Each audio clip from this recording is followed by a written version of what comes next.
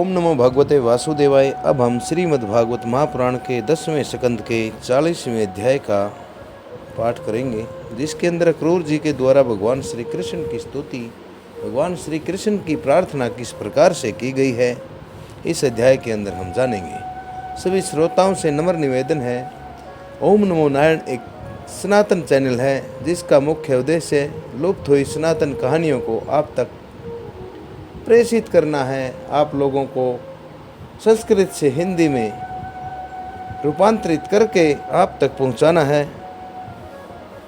Channel को अवश्य subscribe करें और पुण्य के भागी बने। आइए अब अध्याय को सुनते हैं। इस प्रकार अक्रूर जी के द्वारा भगवान श्री कृष्ण जी की प्रार्थना की गई। अक्रूर जी बोले, प्रभु आप प्रकृति आदि समस्त कारणों के परम कारण हैं। आप ही अविनाशी पुरुषोत्तम नारायण हैं। आपके ही नाभि कमल से उन ब्रह्मा जी का जन्म हुआ है जिन्होंने इस चराचर जगत की सृष्टि भी की है। मैं आपके चरणों में नमस्कार करता हूँ। पृथ्वी, जल, अग्नि, वायु, आकाश, अहंकार, मह तत्व, प्रकृति, पुरुष, मन, इंद्रिय, संपूर्ण इंद्रियों के विषय और उनके अधिष्ठात्र देवता, यही सब चराचर जगत और उसके व्यवहार के कारण हैं, और ये सब के सब आपके ही अंग स्वरूप हैं। प्रभु प्रकृति और प्रकृति से उत्पन्न होने वाले समस्त पदार्थ इंद्रवृत्ति के द्वारा ग्रहण किए जाते हैं, इसलिए वे सब अनात्मा ही हैं, अर्थात जिनमें आत्मा नहीं होती। अनात्मा होने के कारण जड़ हैं, जिस इनमें आत्मा नहीं होने के कारण ये निर्जीव ही हैं, और इसलिए आपका स्वरूप नहीं जान सकते, क्योंकि आप तो स्वयं आत्मा ही ठहरे। ब्रह्मा जी अवश्य ही आपके स्वरूप हैं, परंतु वे प्रकृति के गुण रजस से युक्त हैं, इसलिए वे भी आपको प्रकृति का और उसके गुणों से परे का स्वरूप नहीं जान पाते। साधु योगी स्वयं अपने अंतःकरण में स्थित अंतर्यामी के रूप में समस्त भूत भौतिक पदार्थों में फैले हुए परमात्मा के रूप में, और सूर्य, चंद्रमा, अग्नि आदि देवमंडल में स्थित इष्ट देवता के रूप में, तथा उनके साक्षी महापुरुष एवं नियंता ईश्वर के रूप में साक्षात आपकी ही उपासना करते हैं। बहुत से कर्मकांडी ब्राह्मण कर्म मार्ग का उपदेश करने वाली त्रिविद्या के द्वारा जो आपके इंद्र, अग्नि आदि अनेक देववाचक नाम और वृजहस्त, सप्तर्षि आदि अनेक रूप बतलाती हैं, बड़े बड़े यज्ञ करते हैं और उनसे आपकी ही उपासना करते हैं।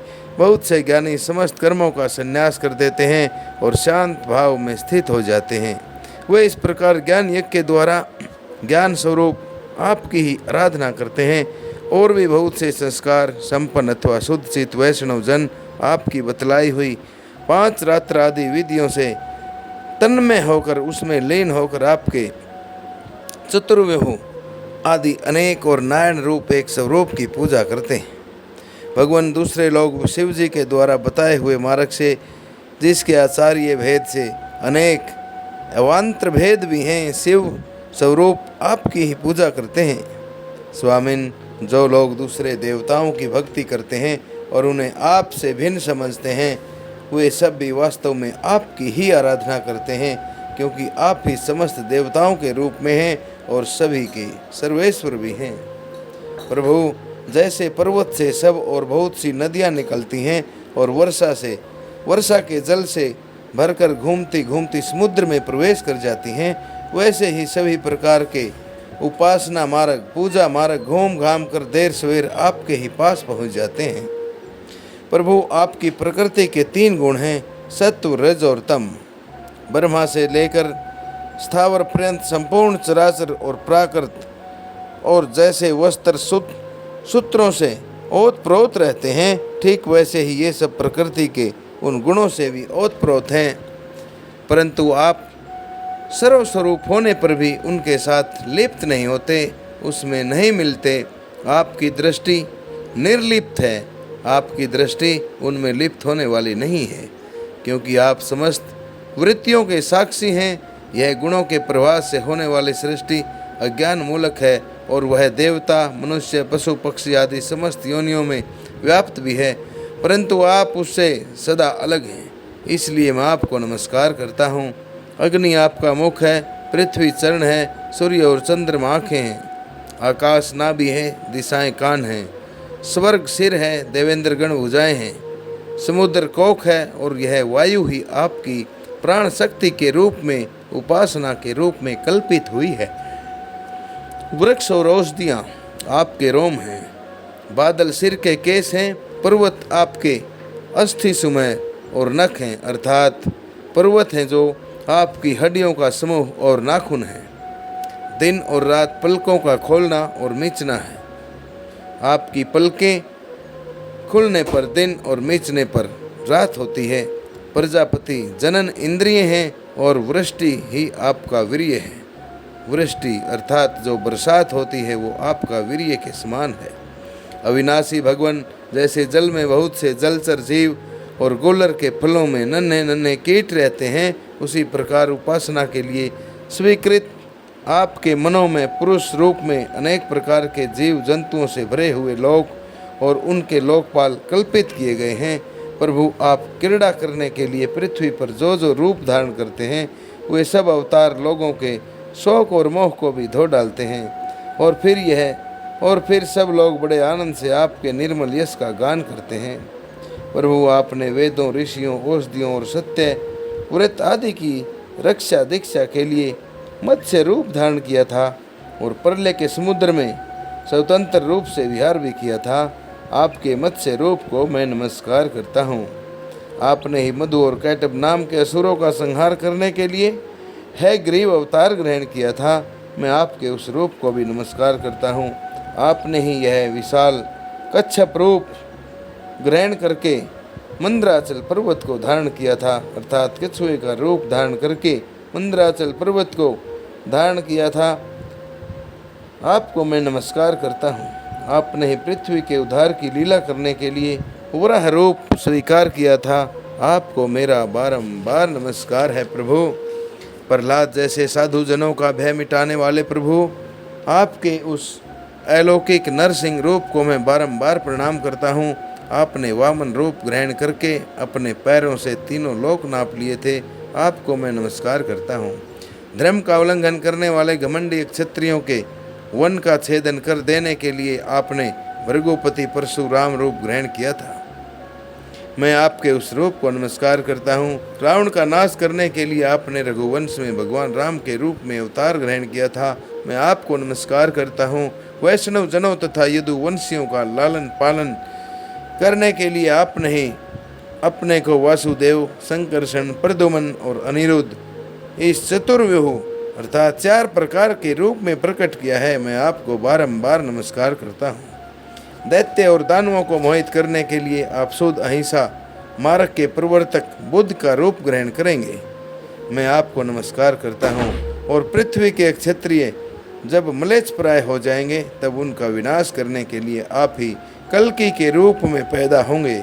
मैं आपको नमस्कार करता हूँ प्रभु।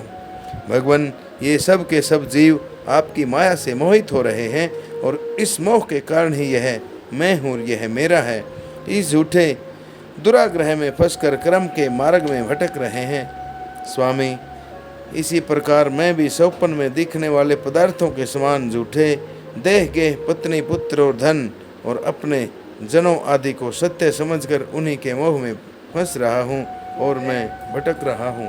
वर्ण मेरी मूर्खता तो देखिए प्रभु। मैंने अनित्य वस्तुओं को नित्य, अनात्मा को आत्मा और दुख को सुख समझ लिया है। भला इस उल्टी बुद्धि को भी कोई सीमा है? मेरी मूर्खता तो देखिए प्रभु। मैंने अनित्य वस्तुओं को नित्य, अनात्मा को आत्मा और दुख को सुख समझ लिया है। भला इस उल्टी बुद्धि की भी कोई सीमा है? इस प्रकार ज्ञान व संसारिक सुख दुख आदि द्वंद्वों में ही रम गया हूँ और यह बात बिल्कुल भूल गया हूँ कि आप ही हमारे सच्चे प्यारे हैं। जैसे कोई अनजान मनुष्य जल के लिए तालाब पर जाए और उसे उसी से पैदा हुए सिवार आदि घासों से ढका देखकर ऐसा समझ ले कि यहाँ जल नहीं है, तथा सूर्य की किरणों में झूठ मूठ प्रतीत होने वाले जल के लिए मृग की तृष्णा की ओर दौड़ पड़े, वैसे ही मैं अपनी ही माया से छिपे रहने के कारण आपको छोड़कर विषयों में सुख की आशा को भटक रहा हूँ। मैं अविनाशी अक्षर वस्तु के ज्ञान से रहित हूँ। इसी से मेरे मन में अनेक वस्तुओं की इच्छा और उनके लिए कर्म करने के संकल्प उठते ही रहते हैं।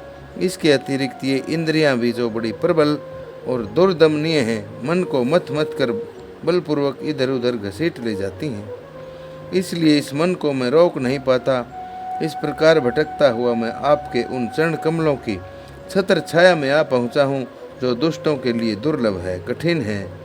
मेरे स्वामी, इसे भी मैं आपका कृपा प्रसाद ही मानता हूँ, क्योंकि हे पद्मनाभ, जब जीव के संसार से मुक्त होने का समय आता है, तब सत्पुरुषों की उपासना से चित्तवृत्ति अर्थात बड़े बड़े उपासकों की उपासना करने से मन की वृत्ति आप में ही लगती है। प्रभु, आप विज्ञान स्वरूप हैं, विज्ञान घन हैं। जितनी भी प्रतीतियाँ होती हैं, दिखाई देती रहती हैं, जितनी भी वृत्तियाँ हैं, उन सब के आप ही कारण और अधिष्ठान हैं। जीव के रूप में एवं जीवों के सुख दुख आदि के निमित्त काल, कर्म, स्वभाव और प्रकृति के रूप में आप ही हैं तथा आप ही उन सब के नियंता भी हैं। आपकी शक्तियाँ अनंत हैं। आप स्वयं ब्रह्मा हैं। मैं आपको नमस्कार करता हूँ।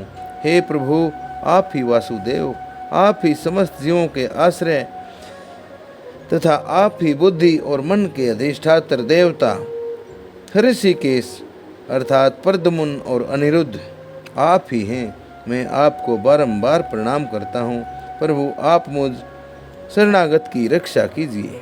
इस प्रकार श्रीमद्भागवत महापुराण के 10वें स्कंद का यह अक्रूर द्वारा भगवान की स्तुति नामक अध्याय आप सभी श्रोताओं द्वारा श्रवित किया गया।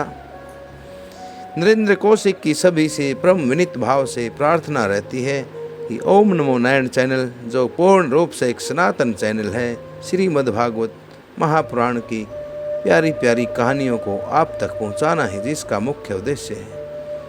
इन कहानियों को श्रवित करें, आगे से आगे शेयर करें तथा चैनल को सब्सक्राइब करके पुण्य के भागी बने। इन्हीं शब्दों के साथ आप सभी को